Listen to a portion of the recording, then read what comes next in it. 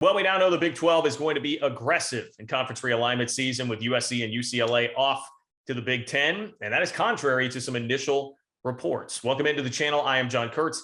Here on this channel, we talk college football and conference realignment all week, specifically from a Big 12 slant. If you haven't subscribed yet, I'd appreciate it if you did, and click the bell to make sure you know when I'm going live, which typically happens Wednesdays and Sundays. So here's what we have. Initially, we saw a Dennis Dodd story in the aftermath of USC and UCLA's decision that had this to say. It said, for now, there is no interest from the Big 12 to take any Pac-12 schools. When a chance presented itself Thursday for the Big 12 board of directors to discuss these developments, one high-ranking Big 12 official said, why? And I did not like that at all. I think most would not like that at all. This feels very much like an eat or be eaten type of situation. And if you're going to sit back, which is what the Big 12 has done too many times over the years, taken plenty of crap for, this is not the time for that at all. And I understand the Big 12 is going through a leadership change right now with Brett Yormark and Bob Bowlesby, potentially both having a hand in this, but you cannot be sitting back right now. This needs to be a time of being aggressive. Enter Brett McMurphy, and that is the good news here. Brett McMurphy from the Action Network, who is a great reporter, does not get things wrong. This is somebody who's been sharp and on top of virtually everything, no matter what outlet he's been at. Here's what he said. So Brett McMurphy says the Big 12, with newly named Commissioner Brett Yormark, plans to go on the offensive and seek more new members, sources said. The Big 12 could add Arizona, Arizona State, Utah, and Colorado, along with new members BYU, Cincinnati, Houston, and UCF to get to 16 teams after OU and Texas leave for the SEC, a source said. Other Big 12 sources prefer Washington and Oregon as part of the Big 12. Well, this Big 12 source would absolutely prefer Washington and Oregon as a part of the Big 12, but I don't know how exactly that scenario plays out. Right now, they are very much waiting for the Big 10. If you are reading national reporting right now, it sounds like Notre Dame is really the holdup on everything. They're trying to make a decision and being coaxed by USC to see if they want to join the Big 10. And then if that were to happen, maybe you can bring Washington and Oregon along with you, although some of the math financially may not add up. And that will be discussed in an upcoming video here on this channel. So there is a chance still that Oregon and Washington would get kind of left without a home, and that would be the time to be incredibly aggressive.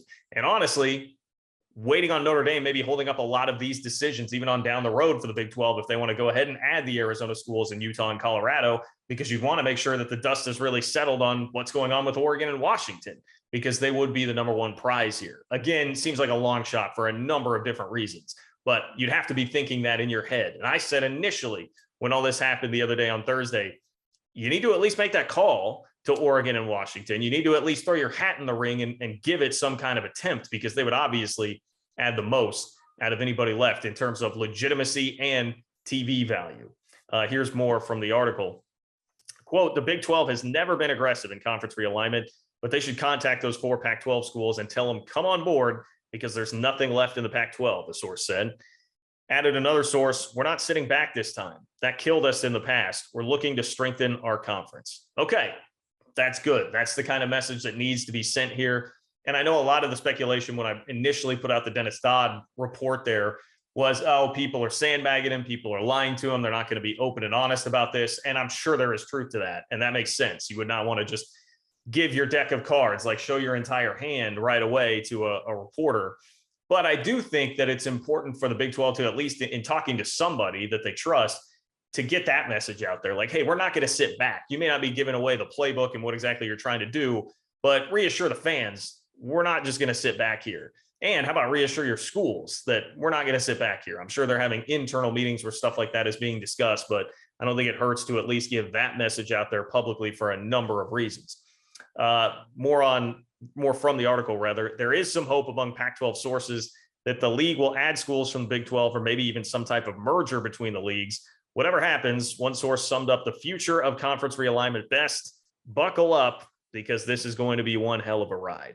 And I do agree with that. I think there is going to be more to come. I think we're going to learn more here in the coming weeks. I don't think this is like another one move for the summer, and then we're going to have a whole another year to wait and sort things out more. It does feel like there are going to be more dominoes to fall here. And I'm sure the Pac-12 feels like they should and or could go raid the Big 12 and get some schools from there. I was able to pull a little bit from a different article here that shed some light on one potential scenario for that. I don't do this to freak you out. I just do this to present a lot of what I'm reading and what is being speculated out there. and a fairly legitimate source here. I mean, I don't know the guy specifically, but it's John Canzano, who is a huge radio presence around the Oregon football program. He's got about 60,000 followers on Twitter. I have seen his work come across before, just a massive following. And he also writes very well. And he put together an article about what's going on with Oregon and where all of that sits. But this was an interesting note from it. Okay. So it was pointing out some of the math about Oregon and Washington and whether or not they would add enough monetary value to the league. And so it's this whole scenario with the Big Ten accept them if they're not going to meet the threshold for actually upping the per team payout. And he concludes it by saying, perhaps this is where Nike founder and longtime Oregon mega booster Phil Knight might factor in. He has ties to ESPN. I wonder if Knight might convince that network to make an investment in the Pac-12 and position the conference to raid the Big 12.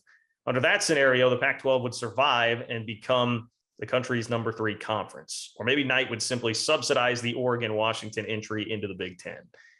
That last part, I would think, would be more likely if Oregon and Washington aren't going to quite meet that financial threshold for the Big Ten. I could definitely see Phil Knight stepping up in a time of dire straits for Oregon and being like, hey, look, I'll cover the cost, like whatever the extra cost is every year to make every team right and keep that payout the same. I've got enough money to do that. Just put me in the contract, put me on the hook for that. Or if I need to give a lump sum here at the beginning to really get it going until you get to your next TV contract, and then maybe everybody will be made whole.